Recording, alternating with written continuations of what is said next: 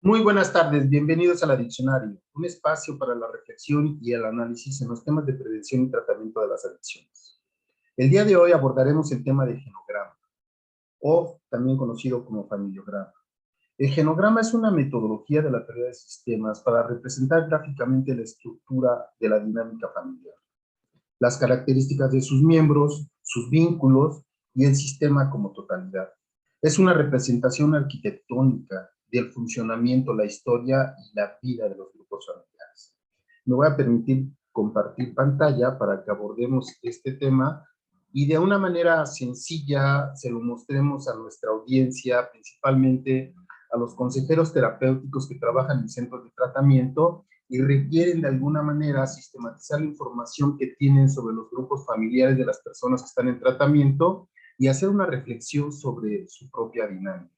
Lo trataremos de hacer de una manera sencilla, accesible, para que poco a poco ellos puedan utilizar esta valiosa herramienta, que es muy importante no solamente para hacer diagnósticos, sino también para crear estrategias de intervención en el tratamiento de los grupos familiares.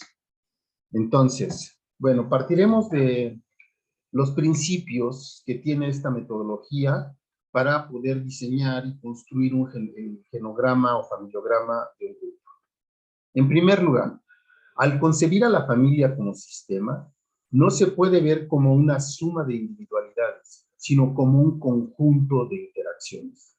En este sentido, las situaciones de dependencia al consumo de sustancias es producto no solamente de las dificultades de una persona frente al consumo de drogas, sino también de la interacción y la dinámica que se establece con los grupos familiares. No se puede concebir una dependencia al margen de la forma de vida de los grupos familiares. Entonces, en los problemas familiares no hay un culpable, sino que los problemas y síntomas se deben precisamente a las deficiencias en la interacción familiar, a la disfuncionalidad de la familia con los sistemas. Y los que trabajamos en este tema de las dependencias sabemos muy bien cómo es determinante el tipo de vínculo que establecen los padres con el hijo, de tal forma que un bajo apuntalamiento, acompañamiento inadecuado o una soledad extrema que viven principalmente los adolescentes es determinante en su encuentro con las drogas. El funcionamiento familiar es circular, es decir, que lo que es causa puede pasar a ser efecto y viceversa. Y lo que le ocurre a un miembro de la familia afecta a todos los demás. La familia también es un sistema en constante transformación, que cambia y se adapta a las diferentes exigencias del medio externo, como las derivadas de sus propias etapas evolutivas. No es lo mismo una familia de un matrimonio recién conformado, una pareja, en donde los padres son jóvenes, entre los 20 y los 30 años, a una familia donde hay una pareja conyugal que tiene 40 o 50 años. La vida es totalmente diferente para los hijos en esos contextos. Entonces, habrá contextos que son más favorables para un desarrollo de una vida sana y pleno desarrollo, y habrá contextos que son más adversos dependiendo de las etapas de su historia. La familia juega un rol fundamental, tanto en la génesis como en el mantenimiento de las toxicodependencias, y sin la cual no es concebible. Solamente de hecho, podemos hablar de la dependencia al consumo de sustancias como una expresión patológica que es producto tanto de la persona como individuo, como del sistema relacional al cual pertenece. Entonces, para mí la manera más sencilla de entender estas dificultades y estos problemas de desarrollo de las personas que consumen y llegan a una dependencia es justamente ver cómo funciona su sistema familiar. Es el punto de intersección entre el malestar individual y los frágiles modelos de funcionamiento familiar ante la exposición a las drogas. Entonces, esto hay que tenerlo muy presente porque muchas veces tendemos a individualizar esta patología, pensar que es solamente una persona la responsable de su surgimiento y construir chivos expiatorios colectivos que nos salvan de ver nuestros propios problemas o las maneras en que nosotros contribuimos a que se conformara esta dificultad. Bueno, la idea es dar algunos elementos para que nuestros compañeros consejeros terapéuticos en adicciones puedan, de una manera sencilla y con información muy clara, poder construir un familiograma.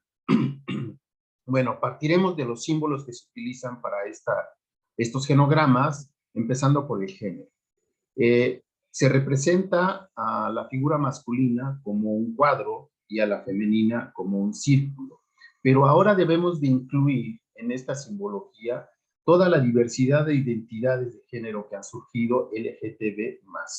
Entonces yo aquí propongo que usemos el círculo y el cuadrado solamente para la diferencia de género biológica y que después podamos poner una señal, una letra que identifique su identidad sexual.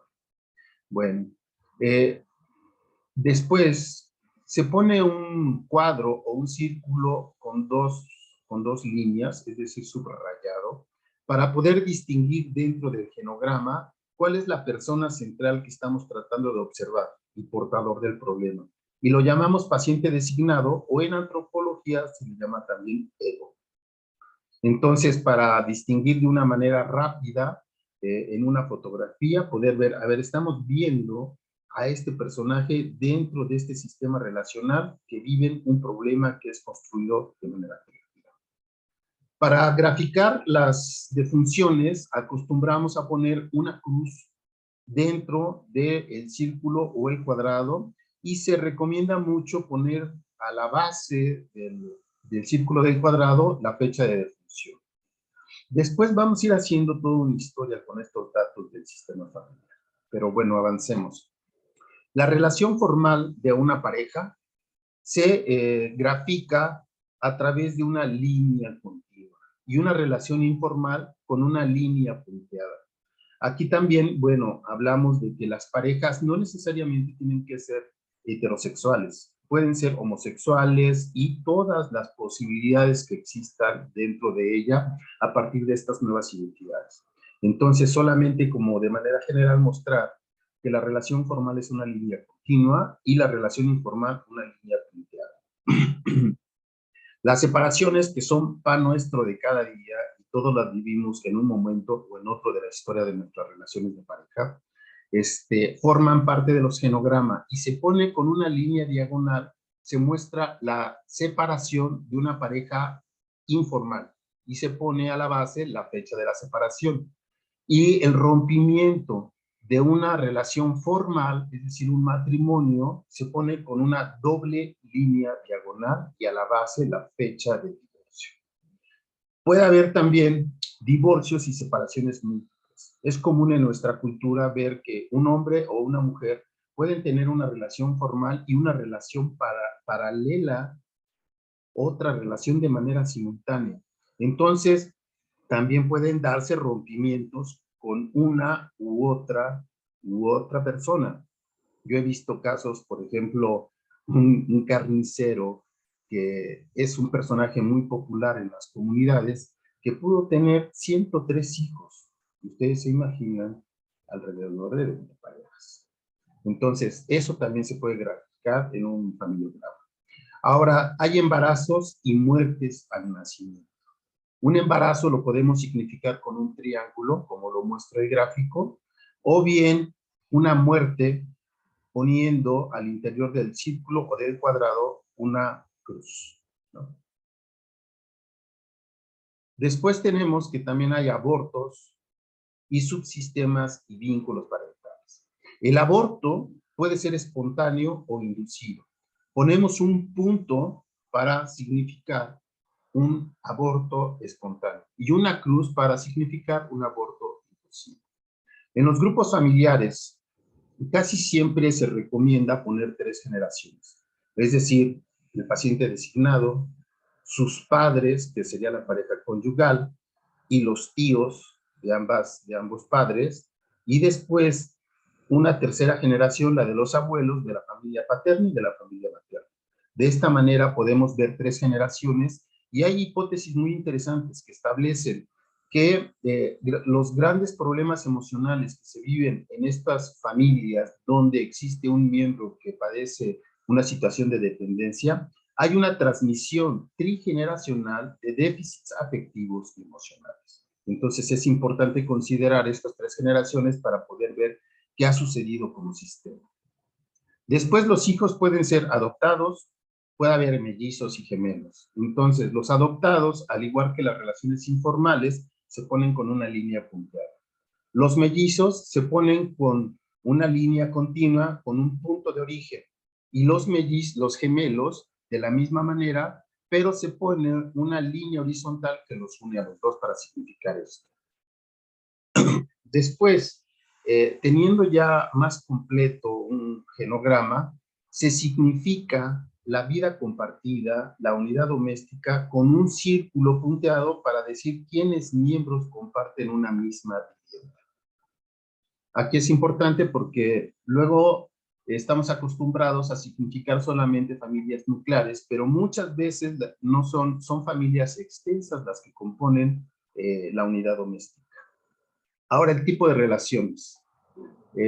Una relación entre 2 personas del grupo familiar puede ser muy estrecha y se significa con 3 líneas continuas paralelas.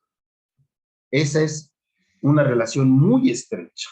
Con 2 líneas podemos significar una relación estrecha y con una sola línea una relación poco estrecha. Después, con una línea punteada, una relación distante. Por ejemplo, el acostumbrado rol periférico que juegan los padres de las personas con dependencia y que no se involucran en la solución de los problemas y juegan un rol periférico. Esa es una relación distante. Después, de manera contraria a una relación muy estrecha, puede haber una relación conflictiva, la cual significamos con estas líneas quebradas. Son dos opuestos, claramente, una muy estrecha y la conflictiva. Tampoco estamos hablando de absolutos. No quiere decir que solamente haya relaciones muy buenas o muy malas. Por lo regular nos encontramos con una mezcla ambivalente donde la relación es estrecha y también conflictiva. Pero aquí nos referimos principalmente a relaciones donde hay un predominio de la agresión o bien un predominio del afecto, de lo amoroso, de lo empático y solidario. Bueno, entonces finalmente tenemos estas relaciones con esta mezcla donde es importante distinguir que cuando es muy estrecha y a la vez conflictiva, nos encontramos con cuadros donde hay cambios constantes de situaciones de buena convivencia o de maltrato y de violencia. Aquí tenemos lo que sería ya en general un genograma mostrado de manera conjunta, en donde podemos observar claramente las 3 generaciones. Llamamos relaciones parentales a las relaciones que establece el subsistema conyugal y al subsistema fraterno. Después, cuando nosotros hacemos un diagnóstico de una familia, podemos hablar de las historias de cada uno de los padres con su familia de origen. Cuáles son las dificultades que ellos heredaron y después ponen de manifiesto en su relación conyugal. Relación y problemas que les han impedido establecer relaciones parentales adecuadas para el crecimiento y desarrollo de sus hijos. Esta va a ser una constante que siempre tenemos que estar viendo. Y después en el subsistema fraterno se da una disputa porque pareciera que el problema de consumo es una situación que distingue y da una gratificación narcisista a quien padece estos problemas, es decir, en este caso al paciente designado. Y pareciera que es más fácil distinguirse por tener una dificultad de este tipo que por cumplir una carrera y tener buenas calificaciones. Entonces hay que tener cuidado con esta función que tiene la situación de dependencia en la satisfacción de la vida colectiva que tiene cada uno de sus miembros. Bueno, ya de manera final podemos decir que los sistemas familiares tienen subsistemas, el cual es el conyugal, el parental, el fraterno, y ubicamos a ego como el individual. Los sistemas tienen límites, reglas que definen la organización, roles y toma de decisiones. Hay jerarquías cuáles son los miembros del sistema con mayor o menor poder, independientemente de su rol. Hay alianzas que son uniones por beneficios. Los padres buscan el cariño del hijo, por ejemplo. Hay coaliciones que son uniones para dañar. La madre se puede aliar con el hijo en contra del padre, o los padres excluyen al hijo. Hay centralidad, todo gira alrededor de un problema, en este caso del paciente designado como farmacodependiente.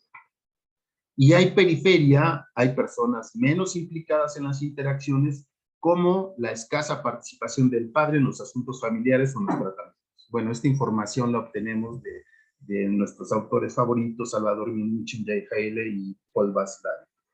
Bueno, hasta aquí. Después en otro programa profundizaremos en este tipo de relaciones que se establecen en las familias que se caracterizan por tener un miembro con dependencia. Esto es de manera general e introductoria. Y bueno, nos dio mucho gusto estar otra vez con ustedes. Si les gustó el programa, por favor denos un like, que nos ayuda a que esta información se difunda de manera más ampliamente. Si les gustó más, entonces compartan. Y si les gustó mucho, mucho más, suscríbanse al canal para que constantemente reciban esta información. Bueno, hasta aquí la dejamos. Un gusto estar con ustedes. Que pasen buena tarde y hasta pronto.